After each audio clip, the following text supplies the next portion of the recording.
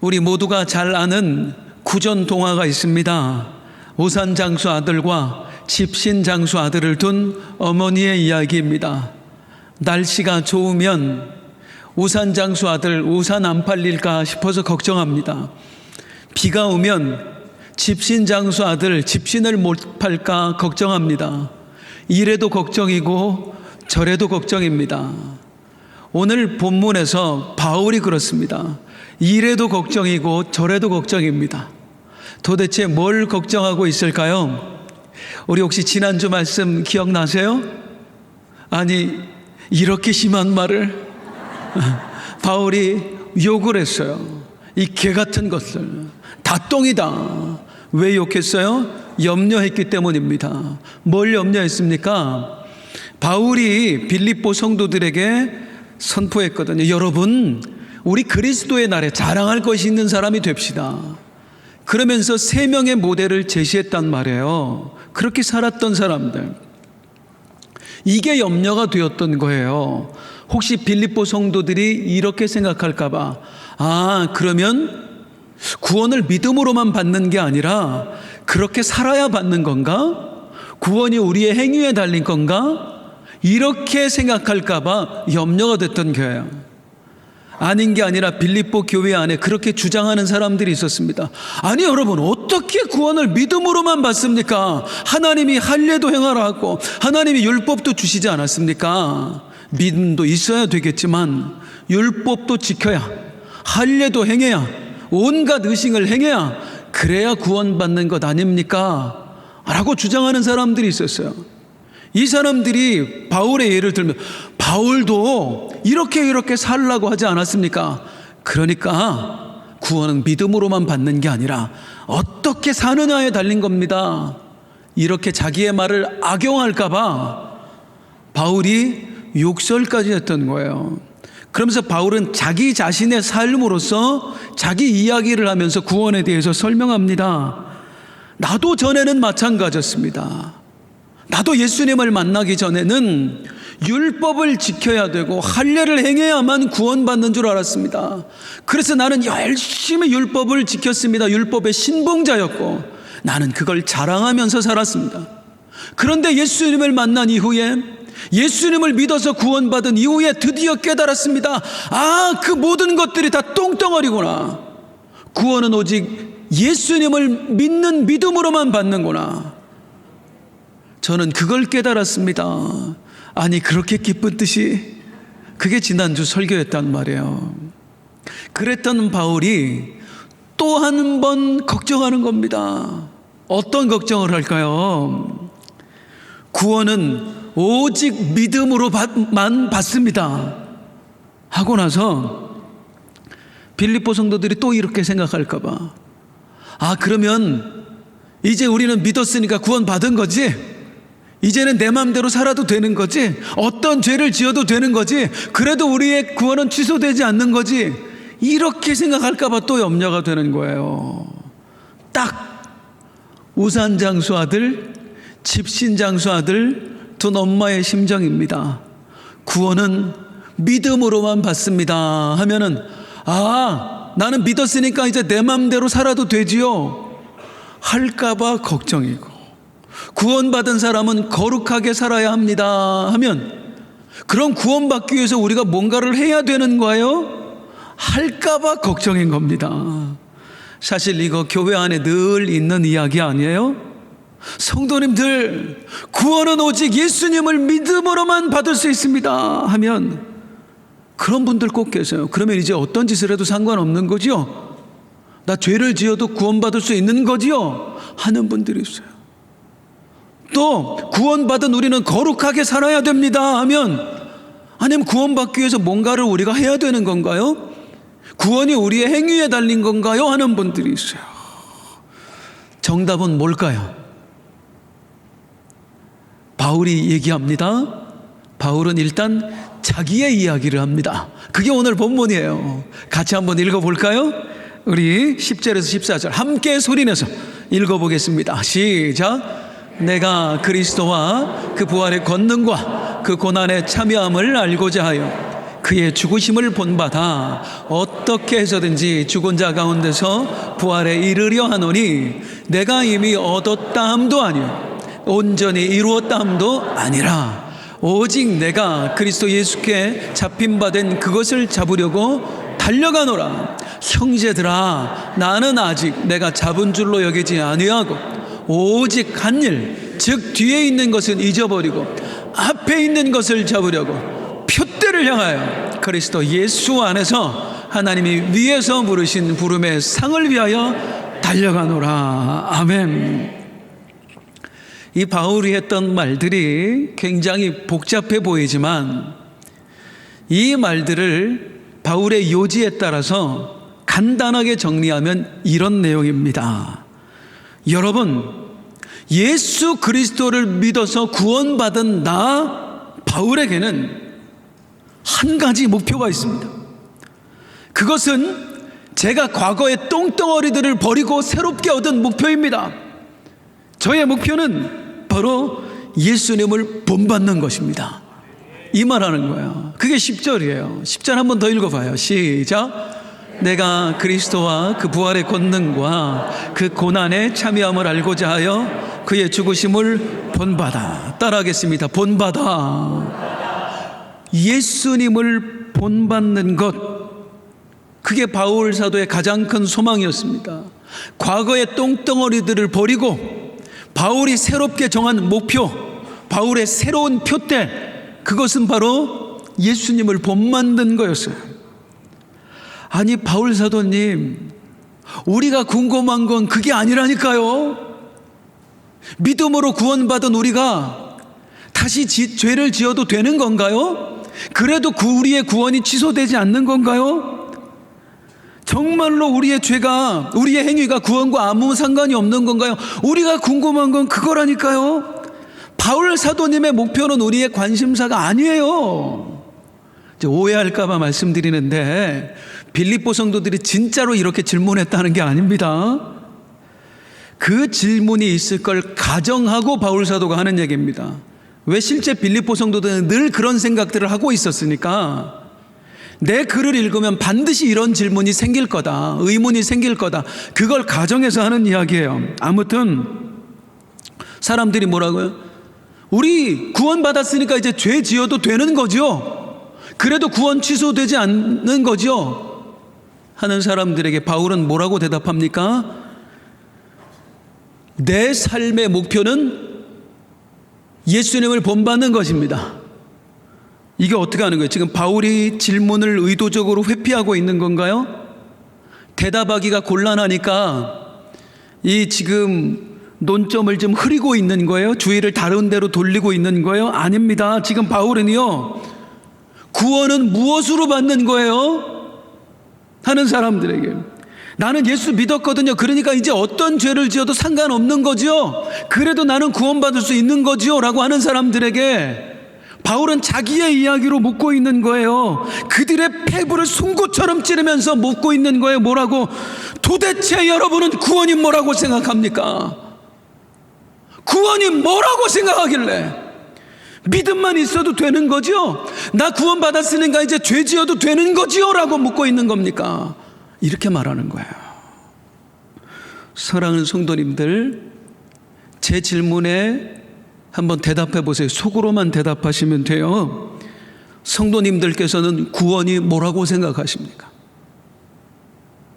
구원하면 어떤 게 떠오르세요?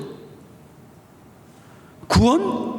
천국에 갈 뻔했던 내가, 지옥에 갈 뻔했던 내가 천국 가게 된 것 아니에요? 마귀의 자녀였던 내가 하나님 자녀 된 거 아니에요? 죄의 종노릇했던 내가 의의 종 된 거 아니에요? 온갖 저주에 시달렸던 내가 드디어 그 저주에서 해방된 거 아니에요? 구원은 죄로 잃어버렸던 하나님의 형상을 내가 회복하는 거 아니에요? 뭐가 구원일까요? 지금 제가 말씀드렸던 게 전부 다 구원입니다. 더 정확하게 말하면 제가 말씀드린 이 모든 것들이 다 구원받은 우리들에게 나타나는 현상들입니다. 구원받은 우리는 아멘 하시기 바랍니다. 이제 절대로 지옥에 가지 않습니다. 우리는 이제 하나님의 자녀가 되었습니다. 우리는 아버지 되신 하나님과 천국에서 영원히 살게 될 것입니다. 또한 우리는 구원받은 우리는 잃어버렸던 하나님의 형상을 회복하게 되었습니다. 이처럼 우리 각자가 생각하고 있던 모든 것들이 다 구원의 개념이 맞습니다. 다 구원이에요. 그런데 여기서 정말로 중요한 게 뭐냐면 우리 각자가 생각하는 구원의 개념이 다 다른데 어떤 사람은 구원을 천국 가는 것이다 라고 생각하고 어떤 사람은 구원을 하나님 자녀 되는 것이다 라고 생각하고 어떤 사람은 구원을 죄에서 건짐받는 것이다 라고 생각하는데 이렇게 각자가 우리가 다르게 구원을 생각하는데 내가 생각하는 구원의 개념이 내가 내린 구원에 대한 정의가 즉 내가 구원은 이런 것이다 라고 생각하는 게 곧 내 삶의 태도를 결정하고 내 신앙의 수준을 결정한다는 겁니다. 이게 무슨 뜻이냐면 설명드릴게요. 구원의 정의를 천국 가는 것이다 이 차원에서 이 개념으로만 생각하는 사람은 늘 궁금할 수밖에 없어요. 나 정말로 구원받은 거예요? 나 예수님 믿었거든요. 구원받은 거 맞죠? 그러니까 나 어떤 죄를 지어도 상관없죠? 절대로 나 지옥 안 가는 거죠? 그게 늘 궁금할 수밖에 없어요. 왜? 예수님 믿는 목적 자체가 어디 있어요? 천국이라는 장소에만 있는 거예요. 그러니까 늘 여기에 머물러 있는 거예요. 나 어떤 짓을 해도 천국 가는 거 맞지요? 이렇게 묻는 거예요. 그런데 구원의 개념을 또 다른 차원으로 예를 들어서 구원은 하나님의 형상을 회복하는 것이다. 구원은 예수님을 본받는 것이다. 이 개념으로 구원을 생각하는 사람은요, 나 천국 갈 수 있어요? 없어요? 나 죄 지어도 돼요? 안 돼요? 이런 질문 자체를 안 합니다. 왜? 예수 믿는 것 자체가, 예수 믿는 목표가 천국이라는 장소에 있는 게 아니거든요. 예수님 닮는 것에 그 목적이 있거든요. 그 사람들은. 그래서 늘 궁금한 건 뭐냐면 나 천국 갈 수 있을까 없을까가 아니라 나 우리 예수님 닮아야 되는데, 나 우리 예수님처럼 살아야 되는데, 왜 나는 이 정도밖에 안 될까? 왜 나는 이 모양밖에 안 될까? 늘 이런 게 다를 뿐이지 유치하게 나 죄 지어도 천국 갈 수 있나 없나 이런 생각 안 하며 산다고요. 즉 죄송한 말씀이지만 내가 구원을 어떻게 정의하고 사느냐 하는 것이 내 신앙의 수준을 결정해 버리는 겁니다. 구원을 그저 지옥에서 천국 가는 차원으로 생각하는 사람하고 구원을 예수님을 닮아가는 것으로 생각하는 사람하고 그 영적인 수준이 어떻게 같을 수가 있겠어요? 어떻게? 저는 참 안타까운 경우인데 이런 분들 여러 번 만났습니다. 목사님, 전 솔직히요, 지옥만 없으면 예수님 안 믿을 것 같아요. 뭐 천국은 굳이 안 가도 상관없거든요. 그런데 저는요, 지옥 가는 게 무서워서 예수 믿어요. 특히 누가 이런 말 많이 하냐면요, 모태신앙들이 그런 말 정말 많이 해요. 지옥 가는 게 무서워서 예수 믿는데요. 이게 뭐냐고요, 이게. 이런 믿음으로 사는 게 무슨 행복이냐고요. 너무 안타까워. 물론 그 믿음이 천국 가냐 아니야 이 차원은 아니에요. 천국 가고 안 가는 하나님이 결정하시는 겁니다. 내 믿음은 하나님이 판단하시는 거예요. 그런데 지옥 갈까 봐 예수 믿어요. 이 믿음에 무슨 기쁨이 있고 무슨 행복이 있어요? 이런 믿음으로 어떻게 사탄의 공격을 이겨낼 수 있어요? 그러니까 늘 이런 사람들은 원망 불평이 가득합니다. 사탄이 나를 공격하려고 고난을 주면, 어려운 일을 주면 하나님을 원망하는 거. 하나님, 아니 내가 지옥 안 가고 싶어서 예수님 믿었는데 내 삶을 지옥으로 만드시면 어떡합니까? 하나님이 문제가 아니라 뭐가 문제예요? 내 영적인 수준이 문제예요. 하나님의 구원을 너무나 저차원적인 단계로 생각을 하니까 원망 불평할 수밖에 없는 거예요. 이런 사람들에게 바울은 뭐라고 하느냐? 고린도전서 13장 11절입니다. 시작. 내가 어렸을 때에는 말하는 것이 어린아이와 같고 깨닫는 것이 어린아이와 같고 생각하는 것이 어린아이와 같다가 장성한 사람이 되어서는 어린아이의 일을 버렸노라. 신앙은 자라가야 합니다. 어린아이 신앙에 머물러 있어서는 안 됩니다. 신앙의 연수가 차면 어른의 신앙이 돼야 됩니다 라고 말하는 거예요. 아이가 태어났는데 자라지 않는다. 얼마나 큰 불행입니까? 저는 아주 어렸을 때, 제가 초등학교 때에 이 일을 경험을 했습니다. 우리 어머니가 저희들 데리고 참 기도원 많이 가셨거든요. 가기 싫은데 그렇게 데리고 가세요. 방학 때만 되면. 기도원 그때 가면은 뭐 의자가 있는 것도 아니에요. 그냥 바닥이에요. 자기 자리가 따로 있는 것도 아니에요. 숙소도 없어요. 그때는 일찍 가서 내 자리 잡으면 그게 내 자리예요. 그냥 일주일 동안. 그래서 어머니가 저희를 끌고 가시는 거예요. 막 이불 같은 거 잔뜩 싸고 먹을 것까지 다 싸갖고. 그래서 거기 가서 담요 하나 딱 깔아놓으면 일주일 동안 그게 우리 자리래요. 아니 예배는 저녁에 드리는데 새벽부터 출발해가 자리 맞는다고. 좋은 자리에서 예배 드려야 된다고. 그리고 이제 어머니 음식 준비하러 가신다고 저 혼자 남겨놨어요. 너는 저기 지켜라. 뺏기면 안 되니까. 그 저 혼자 남아서 이 밍크 담요 깔아 있는 이 자리를 지키는 겁니다. 그런데 이제 좀 있다 보니까 한 사람씩 오잖아요. 좋은 자리 맡았으니까 이제 제 옆에 누가 와서 같이 여기 담요를 깔고 우리 자리 하는데 젊은 부부가 왔습니다. 이 젊은 부부가 왔는데 옆에 보니까 갓난아기를 포대기에 이렇게 싸놨더라고요. 그리고 둘이 열심히 일을 하고 있는 거예요. 제가 어릴 때부터 아기가 그렇게 이뻐요. 전 아기를 정말 좋아합니다. 그래서 엄마 아빠가 안 보길래 뭐 저도 혼자고 심심하고 이 아기가 보고 싶은 거예요. 그래서 기어갔어요. 살짝 기어가서 포대기를 살짝 들쳤는데 깜짝 놀랐습니다. 소스라치게 놀랐습니다. 몸은 갓난아기인데 얼굴이 갓난아기가 아닌 거예요. 얼마나 놀랐는지 몰라요. 무서워서 그 옆에 갈 수가 없더라고요. 어린 마음에. 불쌍한 게 아니라 너무 무서웠어요.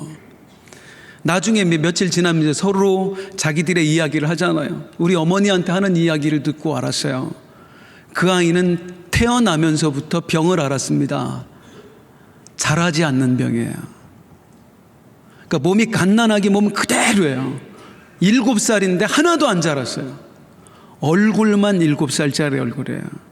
그것도 그냥 얼굴이 7살이 아니라 주름이 가득한 7살짜리 얼굴. 거기에 몸은 갓난아기.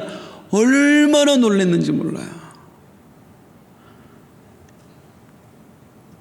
태어났으면 자라야 되는데 자라지 못하고 그 상태로 머물러 있는 게 얼마나 큰 불행인가. 두 눈으로 똑똑히 목격했습니다. 신앙생활도 마찬가지입니다. 신앙이 예수 처음 믿었을 때와 예수 몇십 년 믿었을 때가 똑같다. 하나도 자라지 않았다. 얼마나 큰 불행입니까? 그래서 어린아이의 일을 버렸노라.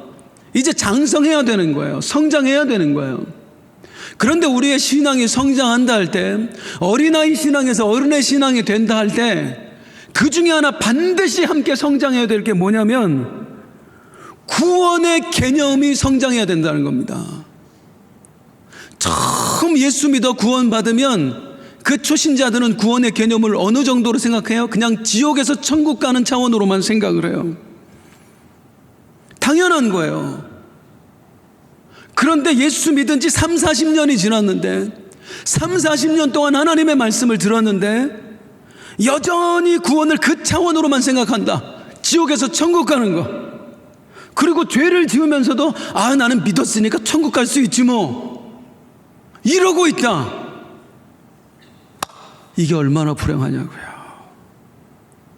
예수를 3, 40년을 믿었으면, 하나님 말씀을 3, 40년 동안을 들었으면 이제 뭐 천국이냐 지옥이냐 그런 건 떠나서 당연히 천국 가니까 그건 떠나서 우리가 정말로 소망해야 될 것은 내가 예수님의 기쁨이 되고 있는가?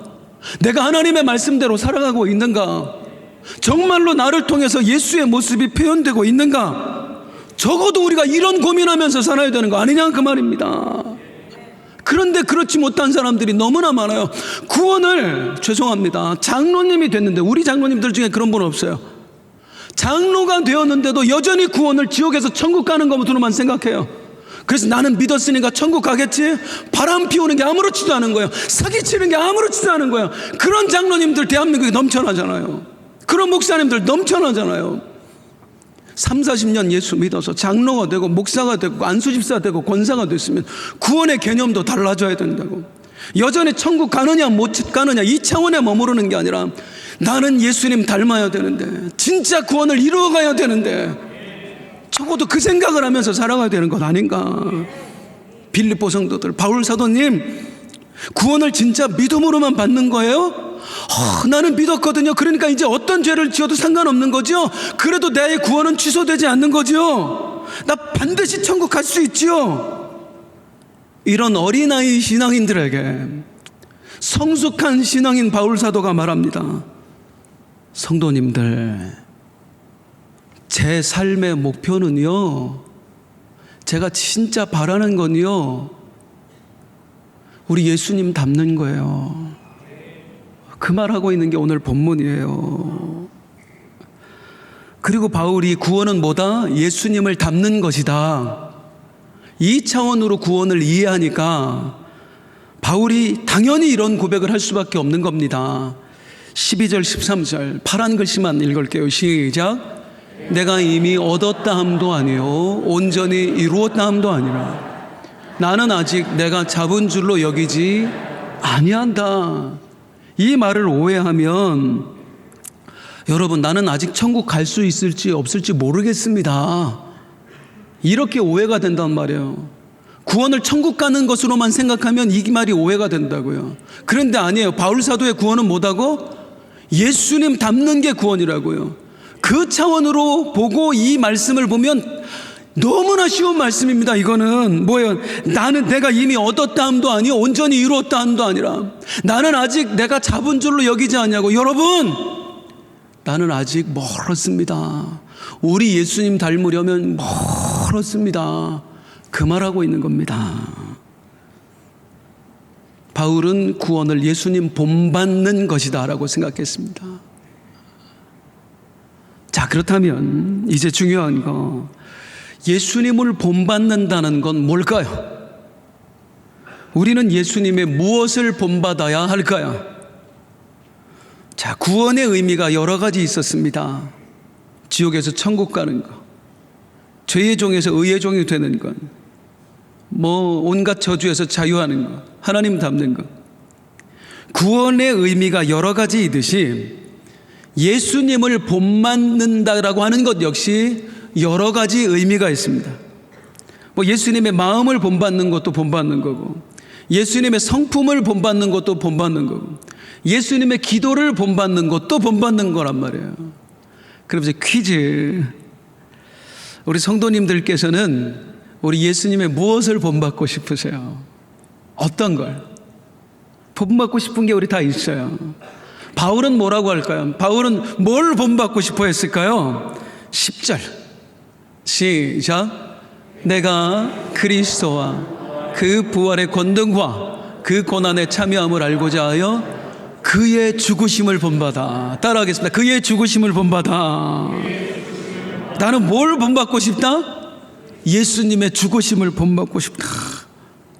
아니, 본받을 게 없어서 무슨 죽으심을 본받아요? 이렇게 말하는 이유가 있겠죠. 이 죽으심에 담긴 의미가 있습니다. 지금 빌립보서 말씀이거든요. 빌립보서 말씀을 가장 잘 이해하려면 빌립보서 말씀 안에서 그 문맥에서 이해하는 게 가장 쉽습니다. 그게 가장 또한 맞습니다. 자, 죽으심을 본받는다 할 때 이 죽으심의 뜻은 뭐냐? 이미 빌립보서 안에 해답이 있어요. 바울은 빌립보서 2장에서 이 예수님의 죽음에 대해서 한 번 이야기를 했습니다. 그리고 나서 본받고 싶다 한 거예요. 바울이 말한 예수님의 죽음은 무엇이냐? 한번 쭉 볼게요. 시작. 너희 안에 이 마음을 품으라. 곧 그리스도의 예수의 마음이니. 예수님은 근본 하나님의 본체시나 하나님과 동등됨을 취할 것으로 여기지 아니하고 예수님은 오히려 자기를 비워 종의 형체를 가지사 사람들과 같이 되셨고 예수님은 사람의 모양으로 나타나사 자기를 낮추시고 죽기까지 복종하셨으니 곧 십자가의 죽으심이라. 할렐루야.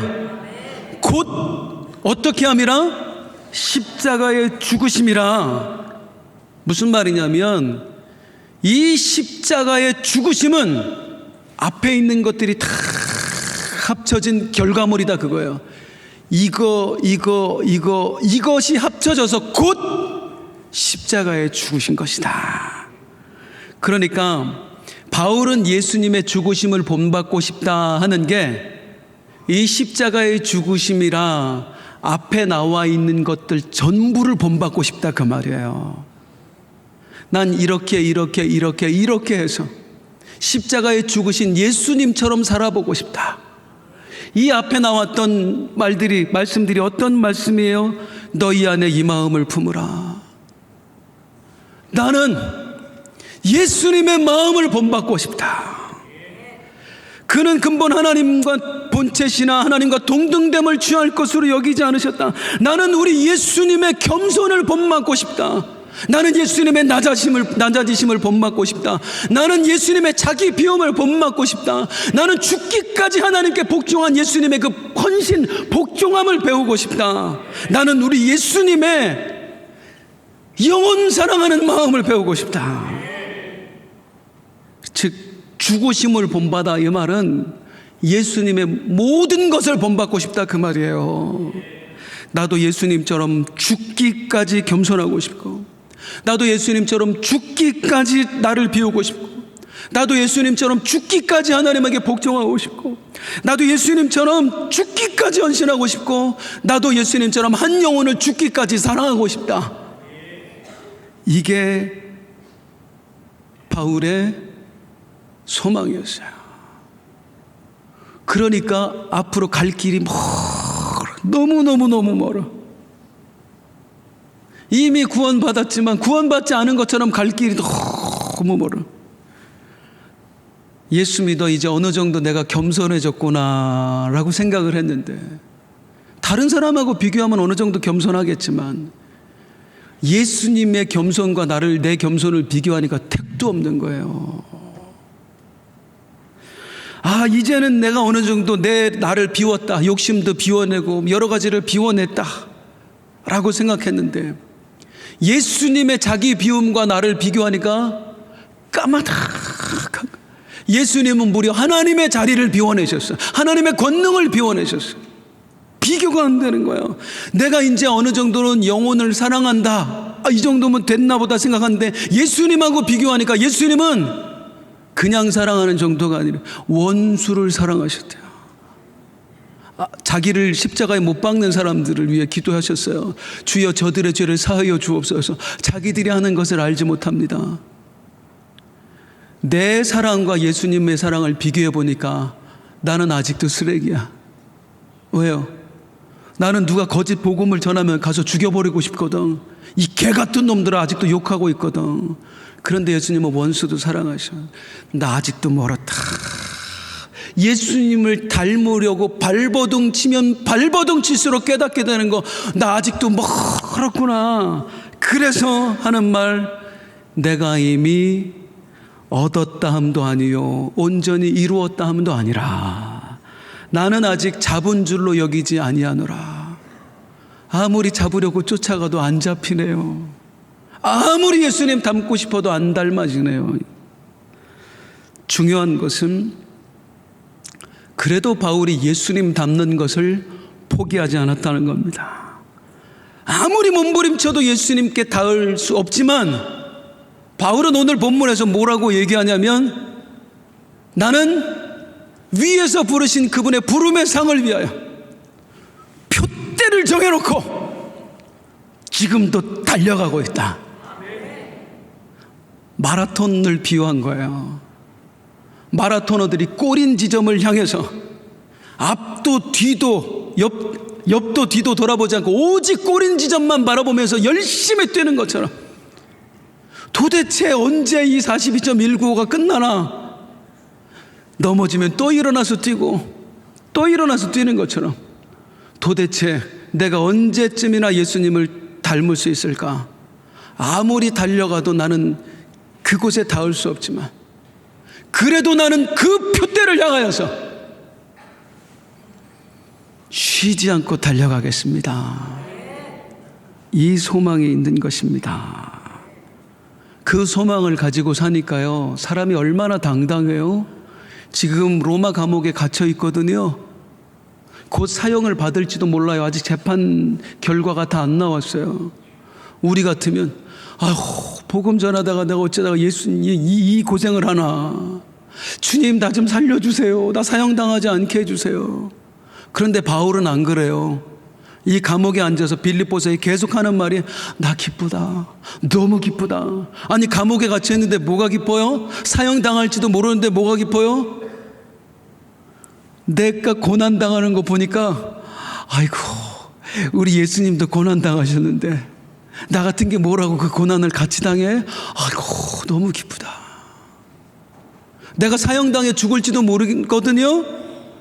야 우리 예수님이 영혼을 위해서 죽으셨는데 나 같은 쓰레기한테 죽을 기회가 온다고? 와, 나 너무 기쁘다. 우리 예수님처럼 살 수 있어서 너무 기쁘다. 적어도 이런 소망을 품은 사람들이 우리와 같은 시대를 살았던 사람들 중에 있는 거예요.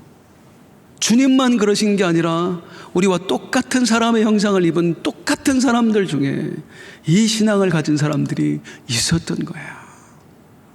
사랑하는 성도님들, 나의 지난 세월을 한 번만 돌아보세요. 예수 믿기 전은 빼놓고 예수 믿고 나서의 지금까지 내 모습.